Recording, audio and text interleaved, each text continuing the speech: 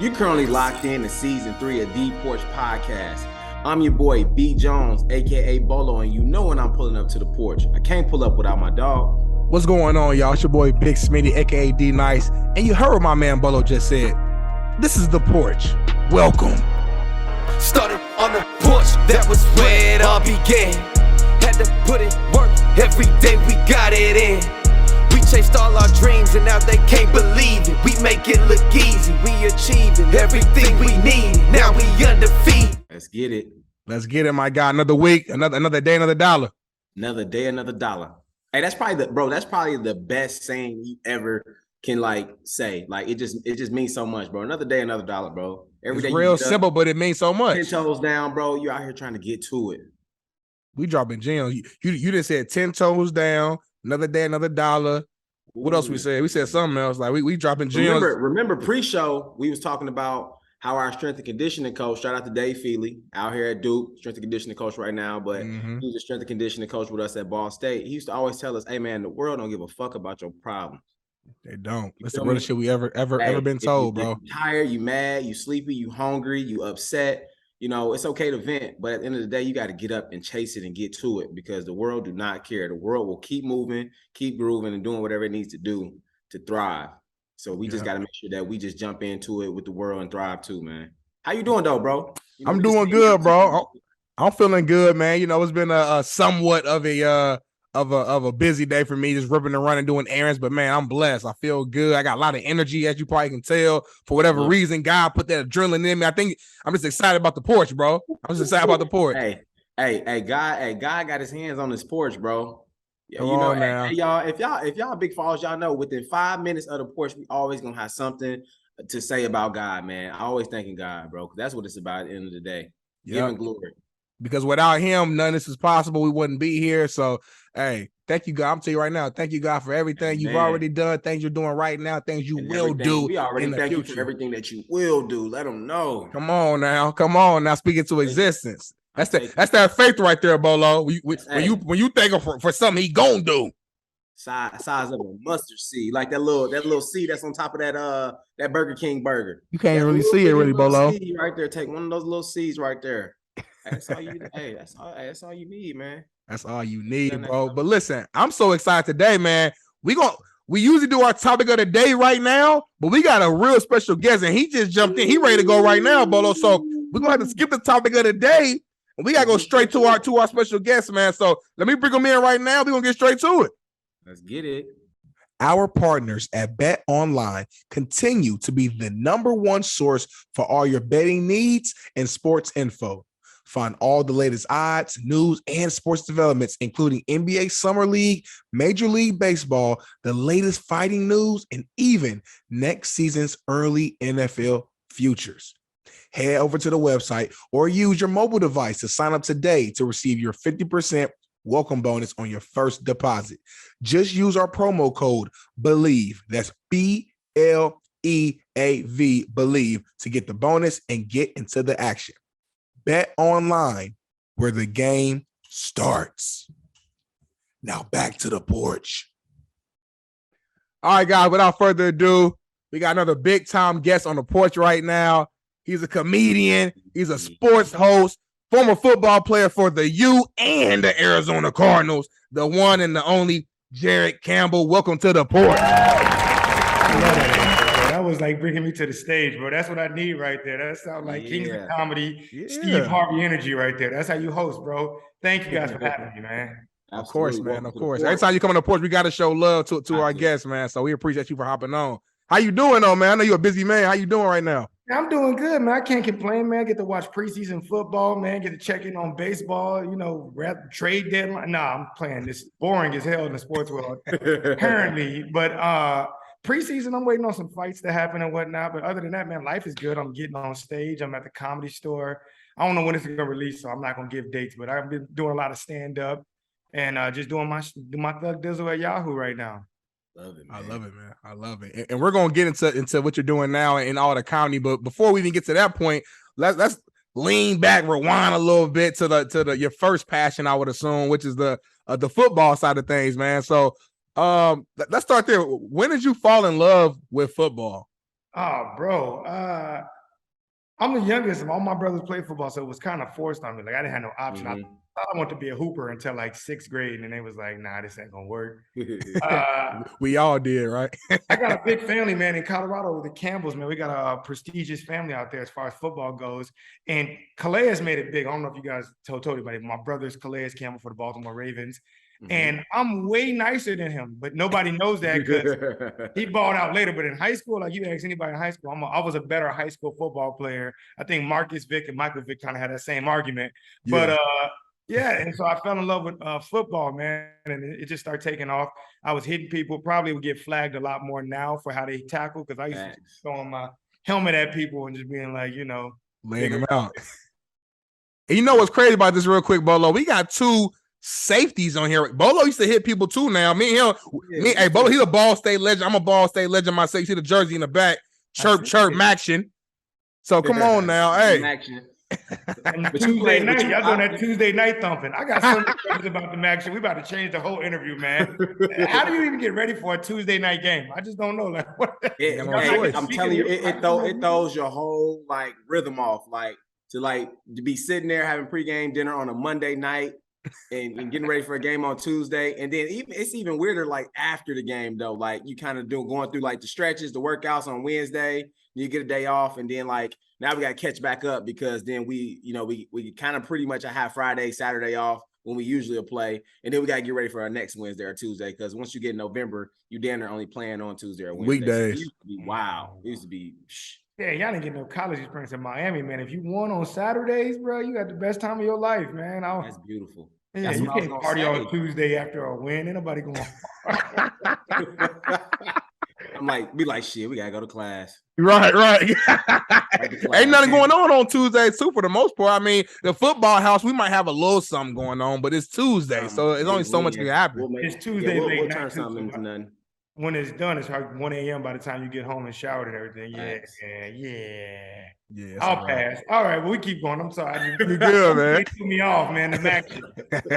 But what I was gonna say to your point, so obviously, we were in the MAC, but you had the opportunity to play at one of the most prestigious universities, I would say, when it comes to football in the world, and that's the University of Miami. Talk to us about just kind of playing there and being there with just so many people who have been great to touch that field. Like I just remember growing up, like a lot of those guys who played the sport. That's the reason why I wanted to continue to play the sport. You know what I mean? And some of those classes that came in like the early 2000s that was just like changing the game, man. So kind of speak to that and like the pressure behind joining a team like that. Well, Miami is safety U. So like all the greats came. And I remember my first day I went to warm-ups. It's June something. Mom just got to Miami and literally Ed Reed walks into the gym as we were. And I'm just like starstruck. Wow.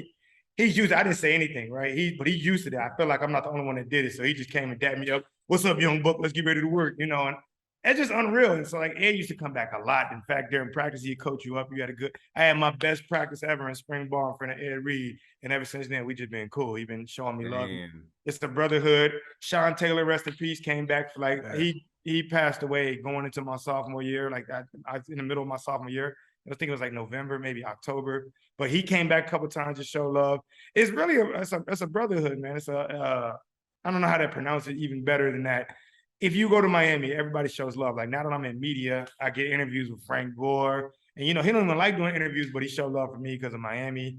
And it's a respect thing, even though we didn't win a championship there, no matter where I go, when I tell people I played for that U, you got to respect my ball skills, man. You got to respect that I'm legit, baby. I could probably hit and run faster than you. Right. Hey, even if you ain't watched no tape on Jared, if he say he went to the U, you got to just assume. He's validated. I love it, man. And then obviously, your brother went to the U as well, Calais, right? Talk to me. Yeah, he definitely, he's Miami legend, all that good stuff. But I thought I was gonna go to college with him. Like when we was recruiting, he was like, he's 3 years older than me. He's like, I'm gonna stay for the year and rock with you. That man was there for 3 months and then left. He went to LA to start training for the combine. I was at Miami by my damn self. And it was tougher. They hazed me harder because they knew Calais. And so I had to go through all the hazing, they taping me up, shaving my head, doing all kinds of wild stuff. Right. Because Calais, he was gone. He would have helped me out if he was there. So, yeah. Well, let me ask you this then, Jared. When that happened, right, and your brother wasn't there, when you first got to the U, did you ever second guess the decision? Because I know you had other offers. You could have stayed near home, back at the crib. Like, was there ever a point where you're like, damn, I shouldn't have came here? Nah, I mean, all right, we're gonna be honest. All right, we're gonna keep it real. It's the Porch. We got to be real. Got to. All right, when you go to Miami, I'm from Denver, Colorado. So when you go to Miami, it's a Florida. Everybody knows everybody. Like, you an outsider. You part of the team, but everybody out of state got to kind of do their own thing. Everybody, they go home for holidays. They go on to high school games. So like my freshman year, I was like, man, I don't even like it here, man. I was like 7th on the depth chart. Right. And so I was really thinking about transferring. I was going to either go back to CU Buffalo or the Texas Tech Red Raiders. And boy, am I glad I didn't do that. Right. I was at Miami for Lubbock? Fuck no. So I don't know how we're doing a cursing, but it's the Porch. Please curse. But end up that I remember my brother, not my brother Calais, my other brother Jamar called me. He said, bro, even if you hate it out there, just enjoy Miami, man. Go to the clubs, go to the beach. And so I said, fuck it. I remember I was like, I don't care no more. I started missing special team meetings and spring ball. And I literally was just making plays. Like, I was like, this is what I want to do. I'm not following the defense. And I started balling. Like, I really started making plays. And so I literally went from 7th on the depth chart to starting the next year against Florida State just because I didn't give a fuck.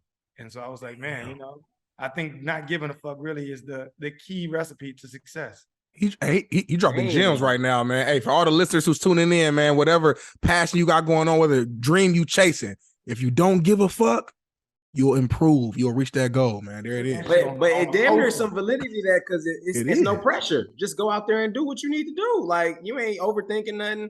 And usually when I see people who make mistakes and stuff, especially in football, it's like they overthinking or worried about something that ain't got shit to do with them. Like, you go out there and don't give a fuck. You think about some of the greatest players out there, man. Specifically, Sean Taylor didn't give a fuck. He going out there knocking heads off. Like, it's whatever. Like, I'm showing up and I'm gonna do whatever. And then after that, shit, fuck it, I'm moving out. Like, right. Maybe just reacting. That's football, man. It slows up for you. Every level of football, it gets a little faster your first time, and then everything slows up as you get better. Like, high school was always pretty easy for me, but like, it was slow as hell. Then I got to college and like my first day, I'm like, what the hell? Everything going on so fast. Right. And then by the time my senior year, it's moving like it's easy clockwork.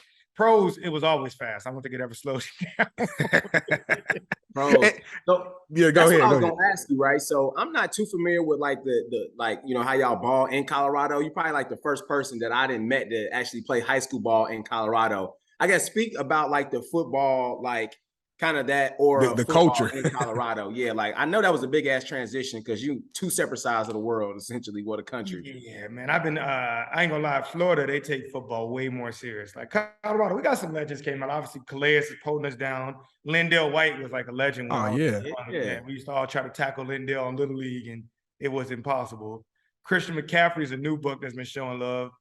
And I found out Austin Eckler is from Colorado, not Denver, but Colorado. Like one of them one of the white people. Okay. Austin Eckler was out there killing them, and he made it to the pros. But it's not as I don't want to hate because I want people to like, motherfucker, Colorado best goddamn football. But it's like in Florida, like they make ways for you to get on the field. Like they don't care about classes as much. And I'm not saying that to hate on them, but Colorado, football was still a extracurricular activity, not the whole world around it.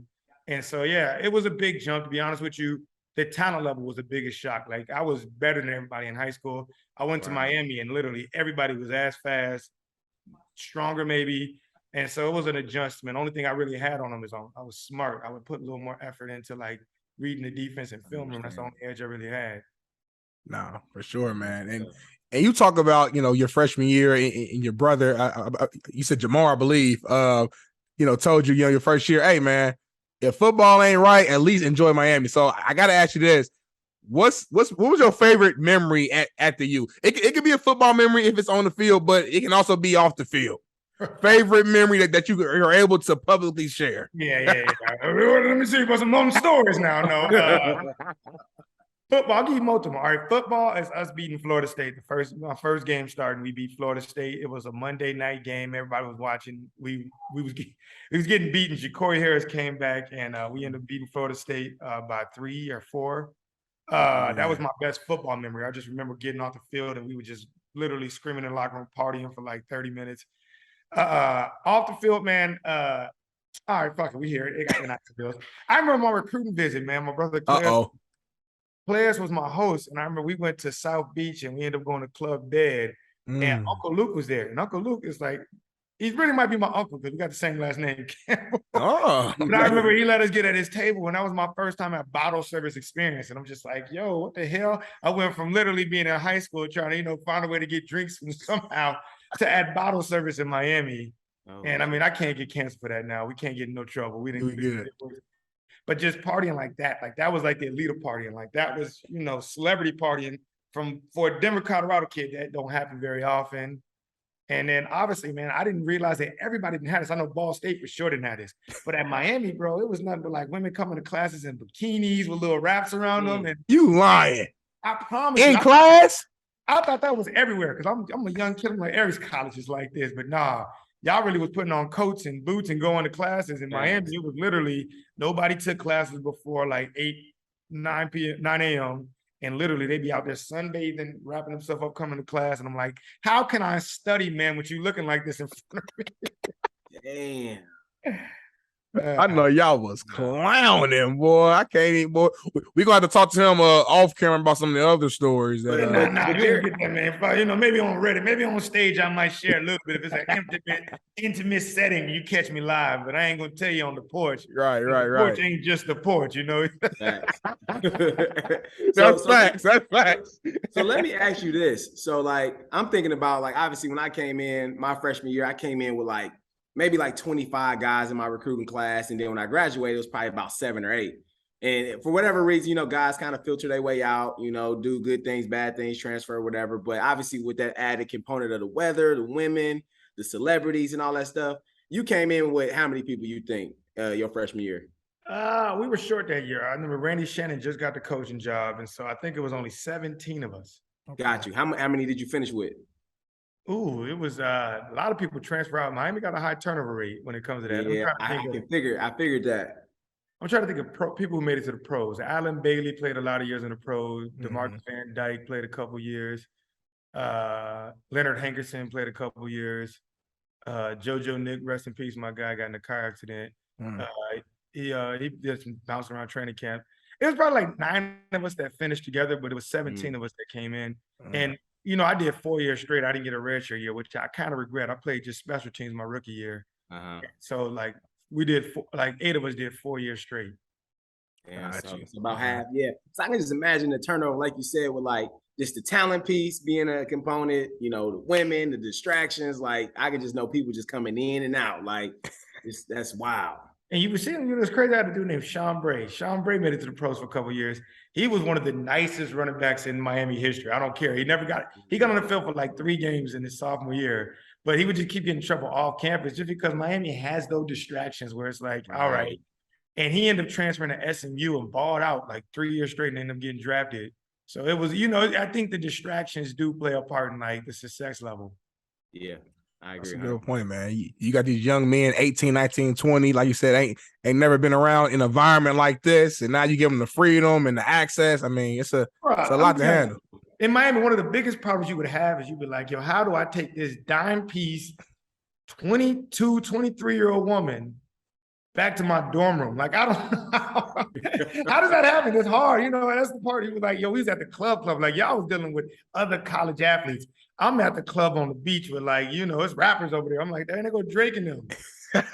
Wow. You at Story, huh? You at 11 with it, turning up, going crazy. You talking about the new club. I'm thinking Club Play was back then, Mansion. There was a bunch of them back then, yeah. right. Can't get diamonds. On Sundays, huh? Right. Diamonds, bro. Oh, that used to be it. Yo, that was one. That was probably one of the main spots. My man just had anytime my brother leaned back and grabbed his hat, I can't. He's got a flashback. I'm getting. Look at this. There's compliance. Ain't worried about NIL. They worried about punishing people. No, for sure, man. For sure. So let's transition to obviously who you are today, man. Talk about just the transition from football to comedy. Like doing my research, man, I read that even at Miami, your first year, you used to host a couple of comedy shows when you first got there. Talk about that real quick. All right, so like at Miami, they're inside the Miami locker room is probably the funniest comedy club in the world, as far as people just joking all day, doing the wildest things. We won't get into all that. Right. But I started doing, I was doing screenwriting, and I had a lot of funny stuff. And so everybody was like, you should do stand-up, you should do stand-up. I tried it, and I remember like my 4th time doing it. We had a comedy show on campus at the bar, and the whole team came, and I'm like, oh, if I bomb, these niggas gonna roast the shit. I will never see the end of this. And that might have been, to this day, that might be the most pressure I've ever put on myself before comedy. Luckily, I went out there and did really well. You know, they roast you in the locker room, but out in public, they rock with me. I killed it. But I remember we would practice at 5 a.m. and I'd be trying to do stand-up at like 11 o'clock at some shitty mic. And I remember I was like, I can't do this. So I stopped. I cut it off completely. And then I went to the pros, man. I got to the pros. And I like to say I retired now, but I really got cut. But when I got cut, I just had all this free time. You know, that you get your mind wandering. You're like, I'm gonna just keep working out. Somebody gonna call me, but you got all your day. So I was like, man, forget it. I'm gonna try stand-up again. And so I really started putting a lot of time into stand-up right away, while I was like working out in the morning, doing stand-up at night, trying to wait for teams to call me. And nobody called me except for like the Calgary Stampede and a bunch of arena football teams. And I'm like, nah, I'm not tearing my ACL for $44,000. That's not going to walk around and leave in debt. Right. And then I end up after like a year, like just no calls. That kind of hurt your heart. And I was like, fuck football. Y'all don't want me. I don't want y'all. And so I moved to LA on like a stubborn move there. You know, probably I should have gave it another year to see what happened. But yeah, I came out here and I've been just doing stand-up ever since, man. 10 years strong now. Nice. Now being in comedy now, you're 10 years in, looking back, I guess, what do you think the hardest part of comedy is? Is it the content creating, or is it being able to kind of flow and keep up with like the times and things evolving? What do you think the hardest part of comedy is? Hardest part of comedy as a football player is the fact that there's no season.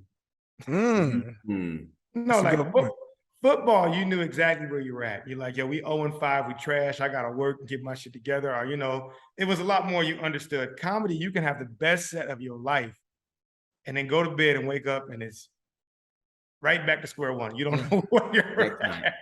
I just killed the Laugh Factory, and then you go back and you're doing mics the next day. So I think that was really the most difficult part. But if you're watching this and figuring out how to get into comedy, the hardest part of stand-up is just getting up and doing it, man. Once you get up there, it's fun. You're having a good time. And really the hardest part of comedy is the nerves and breaking that to be like, I'm going to get in front of stage and act a fool and just be myself as if nobody's watching. Yeah. Right. I mean, and you play ACC football, like you playing, you know, you played on Monday night, you know, and you started against Florida State in a big game. And 9 times out of 10, I probably watched that game. Did that help you when you're on stage, like to kind of overcome some of those nerves of being in front of those people and performing? Absolutely not. Like, no, not at all. Football's a team sport. It's kind of like after the first play, when they say set hut, I feel like it feels like practice. You know, you do them reacting. You don't even notice there's fans there until you make a play and everybody's screaming. You're like, oh wow, I forgot we was here. Right. Stand-up comedy, man. I remember like the first time I ever got on stage. I remember I signed my name up and I was about to go up there and be like, hey man, you can cross my name off. You lying. You said, never mind. You're just like, man, you see people out there really doing good. And you're like, man, I got some crazy ass, like I got a couple of dick jokes. They ain't gonna work.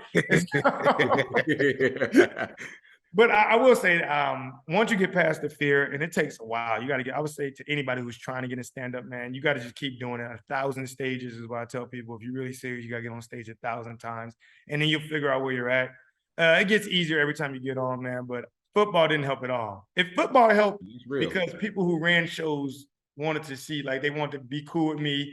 And I used to do football stories, but now I feel like in the current culture, I can get people in trouble with my football stories. Right. Nah, that is a fact. That is a fact. You know what? I'm glad you said that. I feel like Bolo kind of alluded to it a little bit. Yeah. That's just being real, man. Like, today's world is such a PC kind of world and culture now. Do you find that difficult at times to navigate through that and still be able to be yourself and be funny?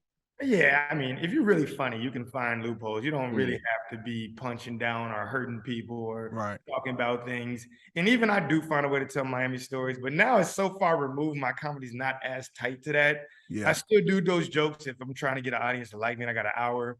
But I will say this. You can definitely like I have to be very cautious with some of the stories I tell. The seventh floor crew, that used to be a big thing in Miami. Right. And now we Right. kind of, we got to push that to the ground. Like, hey, that never happened. You don't know about G Rig's third leg. And so yeah, it's changed a little bit. But overall, man, if you're funny, you can make anything funny and not have to make anybody feel offended. Gotcha. Nice. Yeah, I that's understand real. 100%. That's real, man. Now, I always want to ask this, man. I feel like every comedian at some point in their career faces like just a very tough audience, right? It might not have nothing to do with you. Maybe what you're saying is hilarious, but for whatever reason, this specific audience isn't feeling it. Can you share a story just over your 10-year career where you was on stage and you like, man, they're not feeling me today. I'm talking about bombing. Bombing. I'm sorry. But let me say this though. Bombing, sure, right? Because I guess you dictate your success based upon the audience reaction. But to me, it kind of just depends on, you might have the same jokes to another audience and they love it. Different. So it's not even necessarily bombing to me, but like, how would you, is there a story that comes to mind? Oh yeah, man, I bombed hard in Phoenix, Arizona, before Darnell Rawlings. I remember that was the worst bomb I ever had in my life. It was 500 people in there. And I would say this, middle-aged Black crowds are probably the toughest audience to make laugh because they're not giving you nothing easy. They didn't pay these tickets. They got their nice outfit on. I ain't coming for attempts of being funny. Let me see what you like. You gonna make me laugh.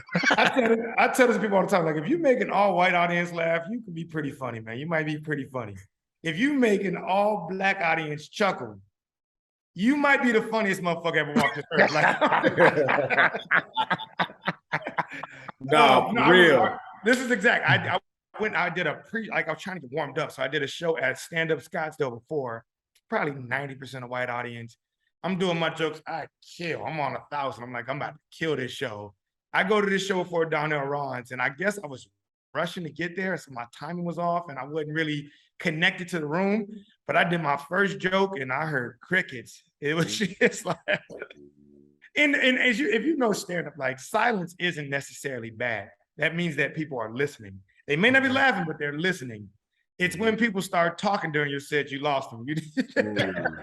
I seen a man in the front seat turn around and have a whole conversation about like elevator talk. It was like anything but this brother is on stage right now. And to this day, I remember I was like, yo, my next set, if I'm bad like that, my next set, I'm quitting comedy. And so I went to it was like Rocky. I was doing sit-ups. I'm grabbing my notebook and writing like B-Rabbit in 8 Mile. And I I went and did the same show the next month and I killed that shit. Okay. I love that. So you got to get a Porch some insight. So I know people who have like, they tell stories, they got punchlines. Are you kind of pretty much a balance of everything? Do you kind of like throw jokes based upon like what's going on in the world? Like, how does that work in like your regimen? Yeah, man. I think my story is interesting. So I do use a lot of like storytelling from mine. Like, I got a cool story. Like, comedy, you kind of want the audience to like you, so you don't want to seem too cocky. So you don't want to talk about how like my life's great. So I do an underdog approach of like a great life story. Like, I talk about making it to the pros, but also being the little brother of a legend. And so I never really was good enough, or or being at Miami, but being, the dude from Colorado, where like in Colorado, I was Suge Knight. Miami's locker room. I'm like, oh, wait a minute.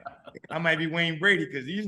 I'm supposed to go see guns. I never seen guns until I got to Miami locker room. I was like, oh, shit, you carry that with you?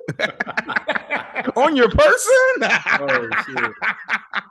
You say you felt like Suge Knight in Colorado. Right. I thought I was tough, bro. I remember we went to go get our haircut. One of the Joe Nick took me to his barbershop, and we went to like 79th Street, the swap meet, which is like one of the hoodest places you can go. But I thought I was confident. Like, oh, 2 weeks later, I need to get a lineup. Let me go ahead and get on this train. I never had to get there on my own. And boy, when I tell you that sun went down, and I should have got shot. I should have got.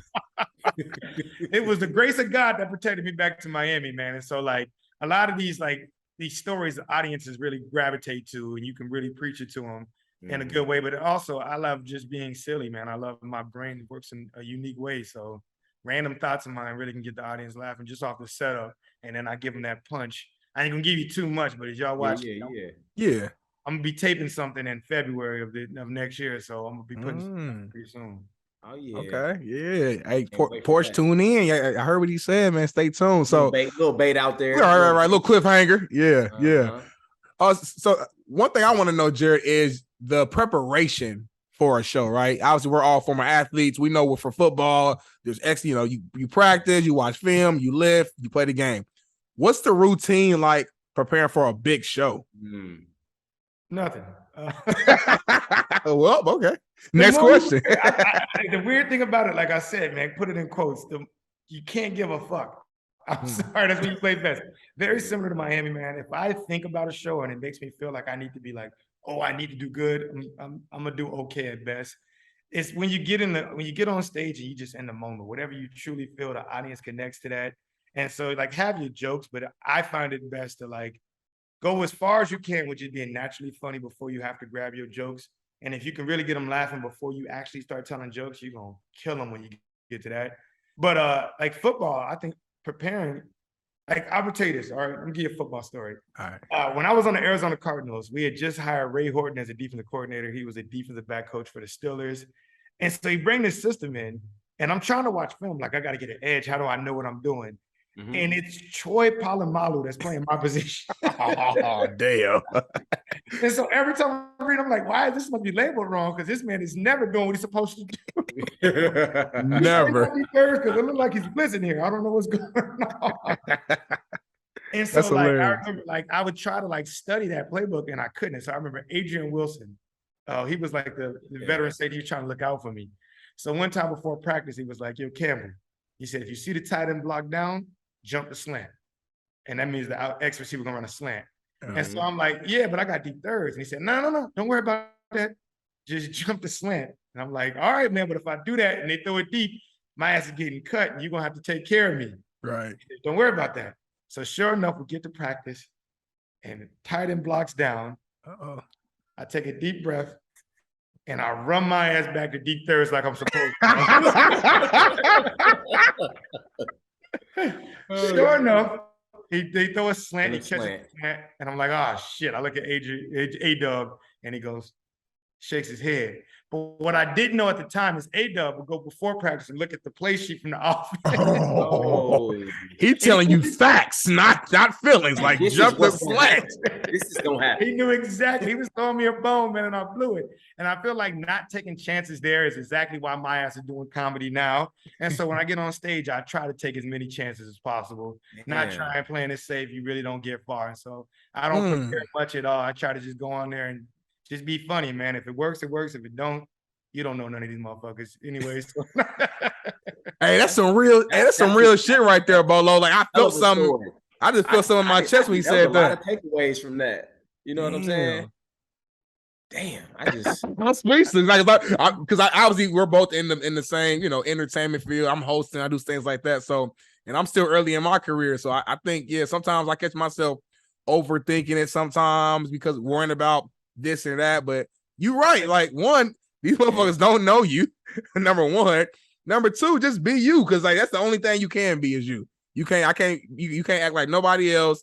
The best version of you, we say it every single show at the end, is you. So that's some real advice right there, man, for sure. And even on the hosting tip, man, I remember I asked Saquon Barkley right after he won Rookie of the Year. I was like, yo, how you feel about Baker Mayfield being snubbed?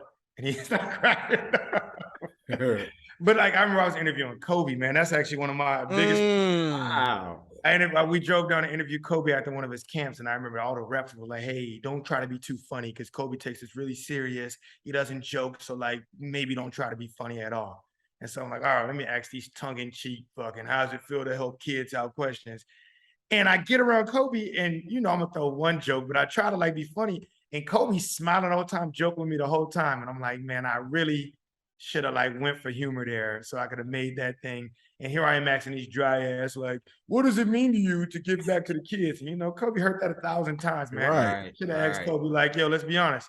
How you feel about Kobe? How my ass tastes? Like, I really want to know how you feel about that because that's a hit. You know, Kobe, how my ass tastes was a hit to That's a everybody. hit. Oh man, Right. That was a bang. I'm a huge Kobe fan. I'm living down on Kobe. So, but I love Shaq too. But I'm more of a Kobe fan. So when he dropped that, I'm like, Shaq, come on, man.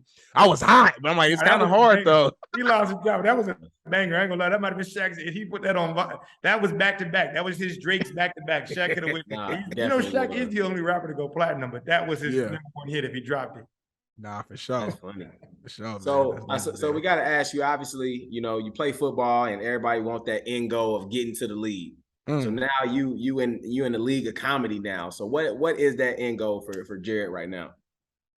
Comedy and football are uncomparable. Football, there's like an actual rating system where there's a Hall of Fame goal. Comedy, man, honestly, I just love it. I see some comedians, man, it's weird because you meet your idols a lot in this comedy game and you be like, damn, I thought they'd be, you know, a little happier. Yeah. Right.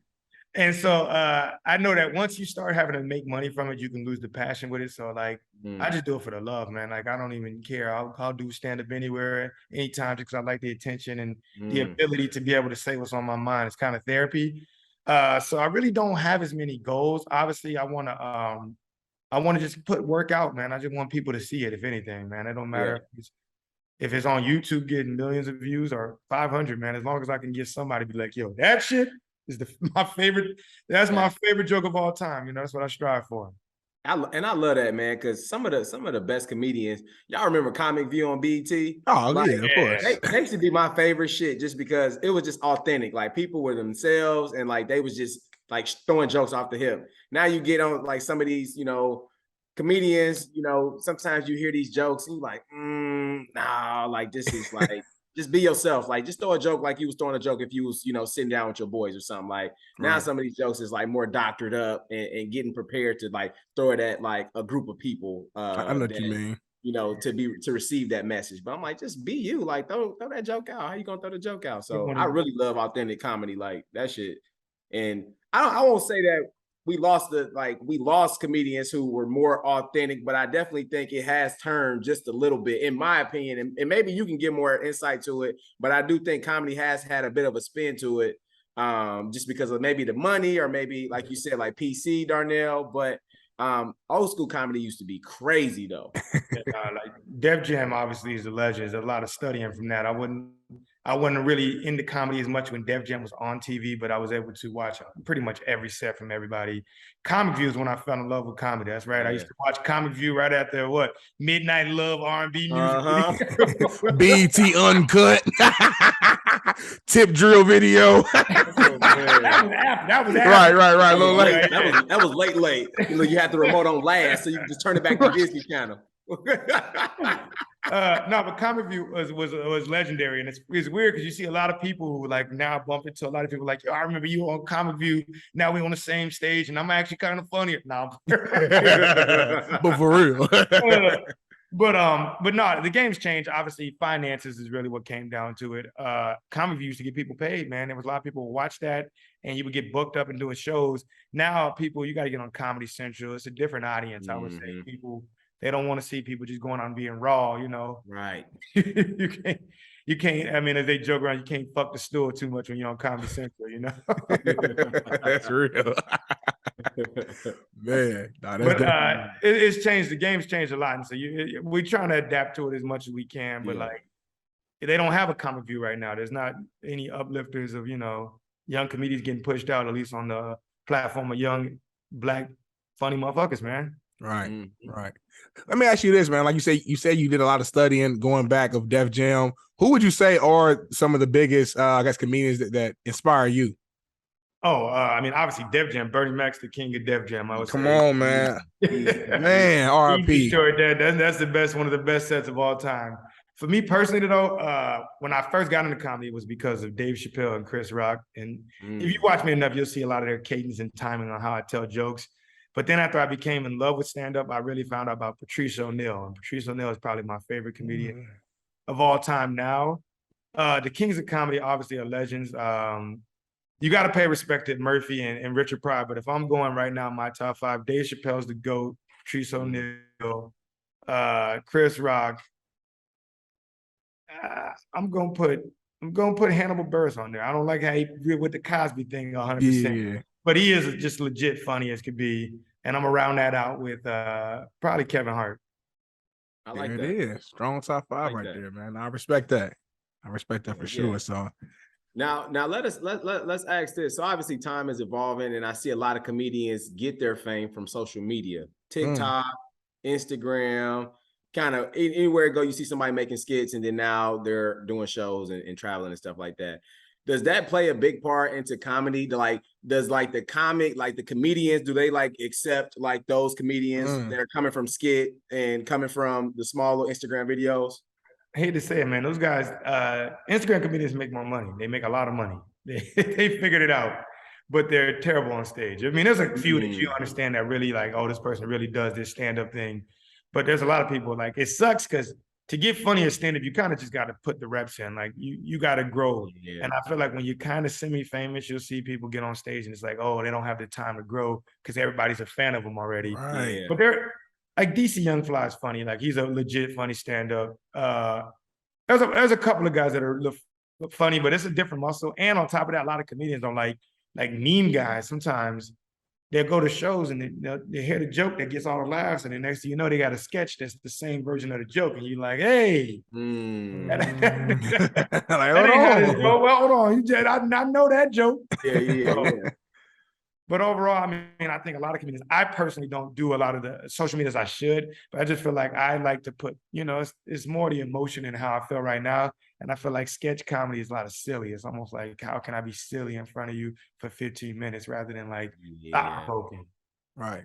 Now, with that being said, I did scope you, go through your IG a little bit. You do got a video of you somewhere. You was in Egypt or something dancing by the pyramid. That's pretty funny. Now I don't know where you was at, but you was doing your moves though. That's pretty funny. I was cutting that up, man. Man, I was in Egypt, man, and remember the time video is one of the most. Yeah, I was about to say that's what I was thinking. Time. Eddie Murphy is Pharaoh. Yeah. I gotta show love to it, and I the key is I did the Michael Jackson. We was in college. They had the weed. That was when it first came out. They had the Michael Jackson experiment. So I learned the moves. So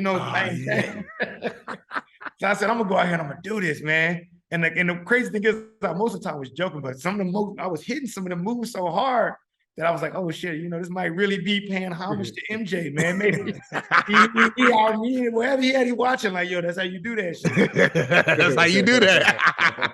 No, that's real. He was killing him. If you ain't checked it out, Bolo, yet definitely go check that out, man. He was breaking them down. I was learning because I can't dance. I'm talking about me, honestly. You ever seen Remember the Time? That might be the best music. Yeah.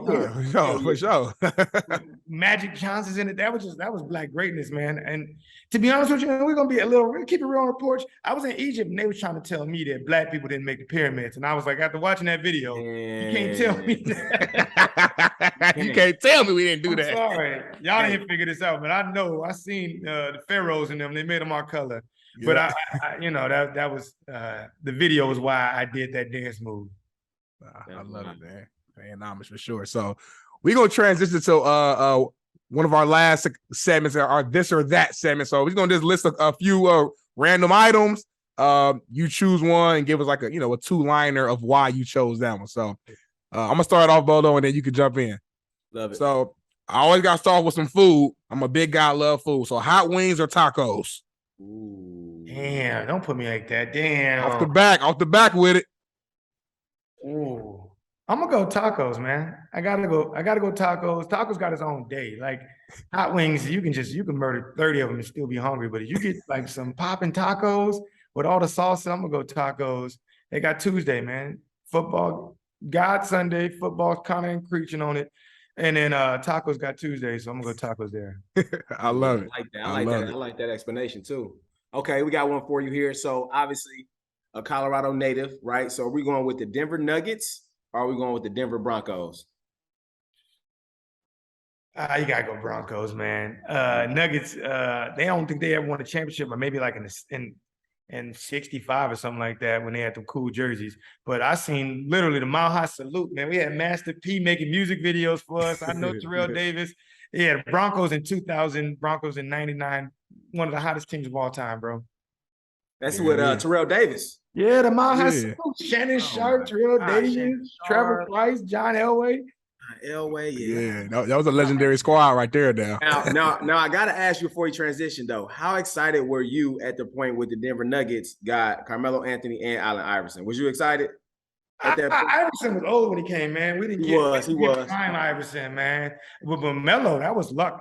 Melo was a baller, but I just knew the Nuggets always draft the wrong person. So they had Dirko Milicic was who they were supposed to get in all the mock drafts. Yeah. Somehow the Pistons drafted him because they were like, we already won a championship. Who do we need to draft? And we got Carmelo, and I was the biggest Carmelo fan for a long time. And then the way he left the Nuggets, I hated Carmelo after that. I have not been a fan of Carmelo. He slowly came back. Like Portland and LA, I like him a little bit. Hated Knicks Carmelo. Just didn't like him. Damn. I respect that. I respect that. That's real. All right. So next one, movies or TV shows? Movies all day, man. TV show. People always be like, you ain't watched the show? It's only 4 seasons, man. I ain't got that much time, man. Let me get a good movie, classic. Like I love movies. Obviously, Interstellar is my favorite movie, but Friday, Coming to America, by far some of the best movies of all time. So Yeah, for sure. Yeah, ain't no TV shows competing with that.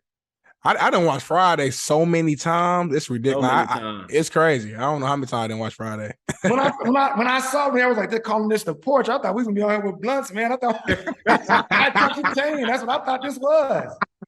You can pull one out, you know, like we usually do pull up with some drinks, though. I will say that. We were slacking today. Man, if I went at the office, I might. You at the right. I want you to trouble. He had to look around for a minute too. Right. Shout out to Yahoo. For sure. So I gotta ask, safety to safety, who we taking? Buda Baker or Tyrann Mathieu? You got to take Honey Badger there, man. Got to. Buda Baker got walked down, but he's a beast. I would say he is a legend. But Honey Badger, man, he plays like how I wish I could play, man. He just reactive. He just out there hunting every play, man. Don't even seem like he following the playbook. He just feels the game. So right. He's so savvy and smart now. Like the way he just reacts, cut routes, like communicate now. That's why I was telling Darnell, I was like, man, I think the Saints is gonna luck up with just a veteran back there just controlling the show. People and putting people in positions to be successful. So I'm excited, man. They low-key disrespected him, man. I felt like he didn't get a lot of offers, and I feel like he did nothing but ball. So when you get a certain age, people feel like you shouldn't be able to play no more. So I'm pretty sure he's gonna be putting up a Pro Bowl, probably all-pro type season with the Saints. For sure, man. And they already got a pretty good defense. You got Cam Jordan down there doing this thing too. Gonna make it a little easier for him. So, but we jump into that a little later. All right, last one here on the this or that. Now, this is a tough one right here. Calais Campbell or Aaron Donald? Think about it for a second. Nah, bro. Man, you know that ain't even no question. Nah, the worst part, man, in 2017, Calais had like 15 sacks and helped Jacksonville go from like one of the worst teams in the NFL to they should have went to the Super Bowl. And they snubbed my dog. They gave Aaron Donald the Defensive Player of the Year. And it was like probably one of his worst seasons out of like the last 5. And so, but I feel like they were giving it to him for all the work he had did before then. And then literally every season after that, Aaron Donald's been a dog. But still to this day, man, you got to give it to Calais. If Calais, he's in year 15. Like, think about how many years. Like, think about doing 15 reps of something difficult. It's very hard to do. He's played 15 NFL seasons, which is amazing. And he's still doing it at a high level. So I'm showing love to my brother for that. Of course. Aaron Donald get to 15 years, then we're going to be like, all right, maybe. Yeah. And one thing about Calais, man, I don't know what it is. I feel like he start off like, soon as the season start, he gets like 4 sacks in like the first game. For real, like if you look at his, I remember the Jacksonville years because my brother, not my blood, but he's my brother, Sheldon Day, actually was on that team with Calais. Yeah, we grew up together. So shout out to my guy S Day. So I was watching the Jacks heavily at that time. I'm like, Calais is balling, bro. Like I don't know what's going on, but he's going crazy this season. So yeah, man, that's dope. Yes, sir. Yeah. So all right. So here's our closing segment, and this is a fun segment here. We call it the "What Would You Do" scenario. So I'm about to read off as a random scenario. And you just simply answer, what would you do? So imagine this. Kevin Hart is on tour. His next stop is in LA. It's the day of the show. He got SoFi Stadium is sold out. Everybody's been talking about the show all last few months. They're ready for it. An hour before the show is supposed to start, something crazy happens. I don't know what went down, but Kev says he cannot make it. And rather than just canceling the show, you get a call, Jared, and said they want you to fill in for him. What would you do? Man, I'm about to rock that bitch. What you talking about, man? I'm becoming the next Kevin Hart. They were like, that dude was pretty funny. It's a unique scenario though, because you gotta think, you know how fans are. Like, when fans are coming for one particular person, whether it's music, comedy, and somebody else walking like, who is this nigga? Who is this motherfucker's walking? Let me quit. I'll be nervous as a motherfucker, man. I'm gonna tell you right now, comedy is not really made for stadiums, but somehow Kevin Hart has been able to do that. And so, yeah, I've never even done a stadium. I don't know what it would look like from the just visual point, let alone like stand-up is much more like you're communicating with laughter. But in stadiums, like I've done theaters, but stadiums, it's kind of like a delay. So you just got to really just know how funny you are. So I probably would, I wouldn't kill. People might boo me if they're expecting Kevin Hart and my ass come up there and be like, oh, how y'all doing? Everybody good, huh? How about the Rams, huh? Anybody know about the U? The 7th Floor Boys. You didn't have to get on there like Kev is on his way, but in the meantime, I'm gonna throw a couple jokes and be on that bitch for 30 minutes. Right. I bet they're doing. Hey, y'all finish this segment, all right? If Kevin Hart was coming to this stadium and he happened to cancel, what would y'all want me to do? And we're like, boo! That should have just stadium. A boo like that, you got to quit comedy. You got to go into hiding for a couple of years. You got to go hide. You got to go hide. You got to go fall in love and you have some babies and then come back, give it another shot. Right. That's real. But Mel, we appreciate you for hopping on, man. Take this time real quick to kind of shout out anything you're doing, where people can find you. Here you go. It's your time. Here we go. Here on the porch, man. Obviously, you guys follow me on any social media platform. It's free and it can help me get a lot more money at Jared Quay on every platform. I'm going to be following the Ravens because they going to the Super Bowl this year. I said it here first. Play this clip later. After they do go to the Super Bowl, I'm calling it now. I'm going to be going to every road game and I will be doing stand-up at one of the clubs and I will be roasting the team that they're playing. We'll see how it goes. Pray for me. Other than that, man, just keep supporting these guys, man. Obviously, the porch, it only grows with your continued support. And if you're watching this, comment, make sure these people know because it's so hard for people to really understand how you feel. So write laughs and make sure you send them compliments to these fellas. There it is, bro. We appreciate you. We did it again, Bolo. Another banger. Hey, another GOAT. Hey, paying homage. Jared Campbell, we appreciate you. Hey, the Porch Podcast _. All right, YouTube, Spotify, Apple Music. All right, like you said, it don't cost a dime to show love. All right, just show love, man. Support. You know what I mean? And hey, look, just like the universe, it's gonna come back in return, man. So, hey, like we always end the show, it's your boy B Jones, aka Bolo. I'm rocking with my dog Darnell, and you already know the best you is the best you, and we out. Peace. Started on the porch, that was where it all began. Had to put in work, every day we got it in. We chased all our dreams and now they can't believe it. We make it look easy, we achieving everything we need. Now we undefeated. Presented by Bet Online.